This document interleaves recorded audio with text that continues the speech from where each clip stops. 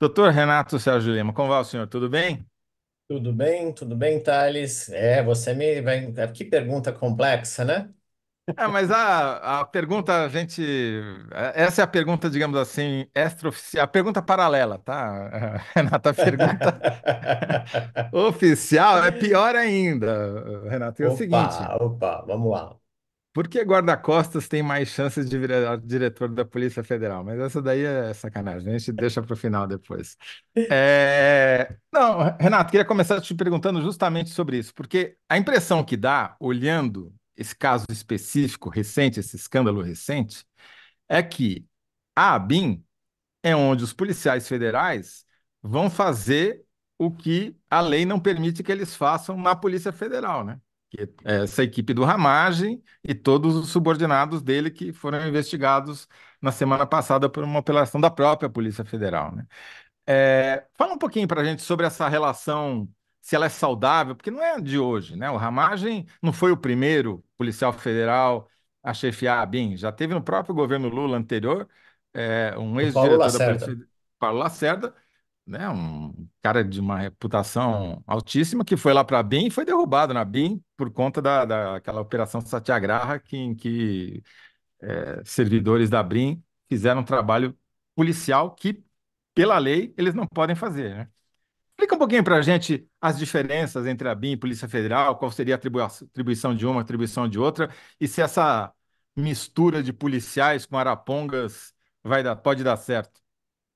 Acho que a resposta ela tem duas camadas, né? A primeira camada é a camada de arquitetura institucional jurídica e que vai nesse ponto que você disse. A Polícia Federal é uma instituição com história, com formação, com um pessoal altamente qualificado, né? Tanto que é um dos concursos mais concorridos do Serviço Público Federal, e que eles são preparados para fazer investigações de alta complexidade. Então, eles viram um ativo importante de acordo com os interesses políticos de plantão. Então, a gente tem que ter clareza e que quando a outra dimensão entra em jogo, a gente percebe que muitas vezes talvez a gente esteja necessitando pensar em salvaguardas e limites de seção entre uma instituição e outra. A ABIN, ela é uma instituição de Estado que precisa existir, não da atual forma, concordo com o Thales, então respondendo já a pergunta, da forma como está bastante desorganizada, a gente chega daqui a pouco lá, mas a grande questão é, a ABIN, ninguém sabe direito o que faz, mas e para que serve? Os, ah, os, ah, os órgãos, você tem um órgão de inteligência, você tem lá um documento que até é público sobre a doutrina de inteligência. E a gente tem que entender que existe uma dimensão de inteligência de Estado que não é só de polícia judiciária, né? Polícia Federal é uma polícia judiciária. Ela é regrada pelo Código de Processo Penal. Então, ela só pode fazer o que está previsto no Código de Processo Penal.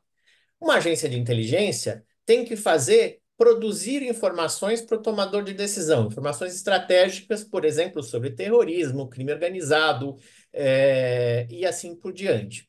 Agora, como é que faz isso? Não existe regramento nenhum.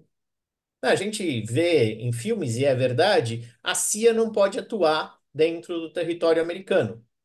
Existe uma vedação. Nós não temos essa definição legal. É tudo.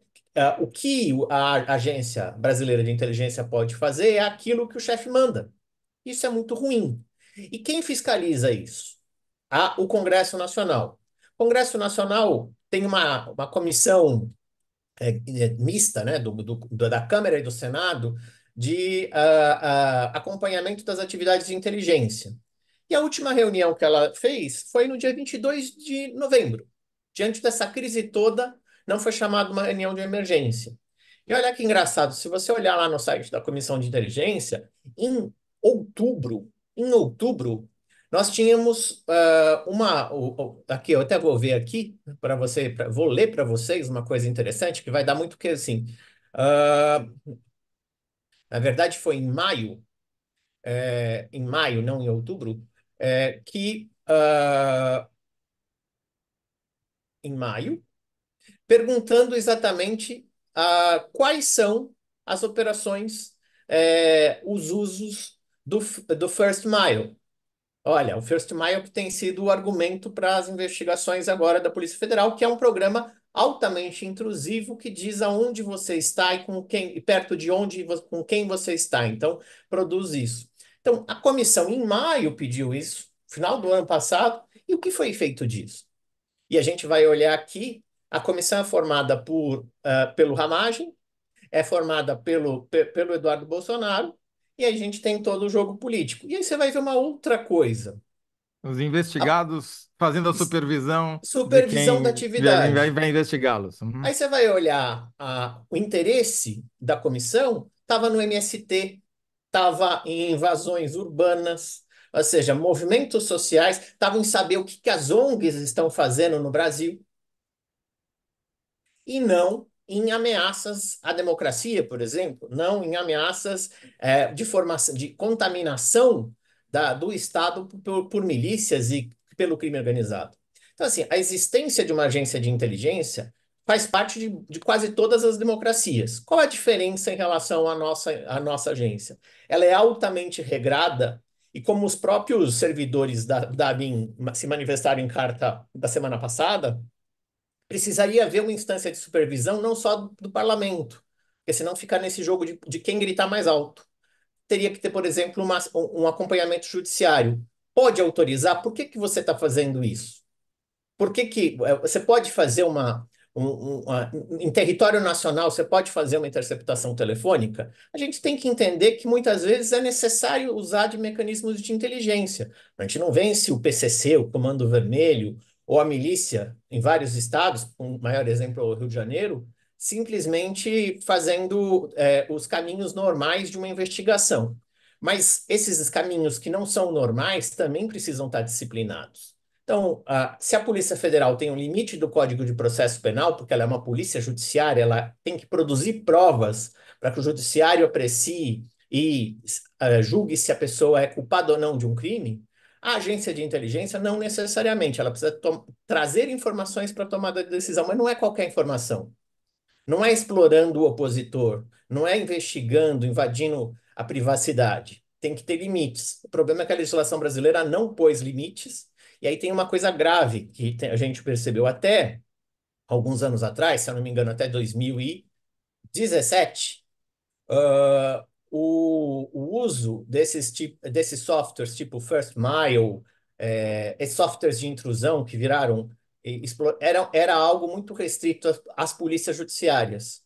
Hoje, as Forças Armadas possuem licenças, as polícias militares possuem licenças, a, a, a, a ABIN, a Polícia Federal, as polícias civis, os gabinetes dos governadores, como a gente viu agora recente em relação a Goiás. Então, é, na verdade, não existe mais privacidade e virou um jogo quase que um faroeste sobre quem vai ter a informação vazada primeiro para ter valor político. Ou seja, não é tomada de decisão estratégica, mas virou quase que um jogo de produção de dados para fazer chantagem ou para poder jogar contra os opositores.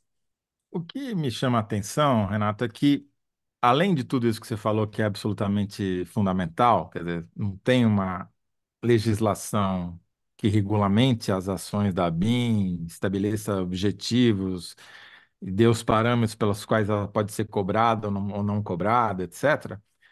Chama muito a atenção quem ocupa o cargo de diretor da ABIN.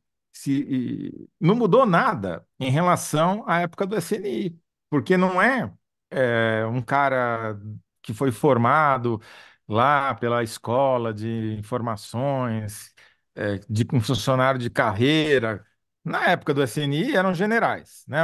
Inclusive generais que viravam presidentes, o Emílio Gastazu Médici, João Batista Figueiredo e outros generais que não chegaram a tanto. Agora, na BIM, vira e mexe, ou aparece um militar, ou aparece um policial federal, alguém que seja da estrita, porque claramente é alguém que um presidente confia. Então, o Bolsonaro confiava no Ramagem. Foi trazer o cara lá da Polícia Federal para botar ele na BIM, porque ele não confiava na equipe da BIM.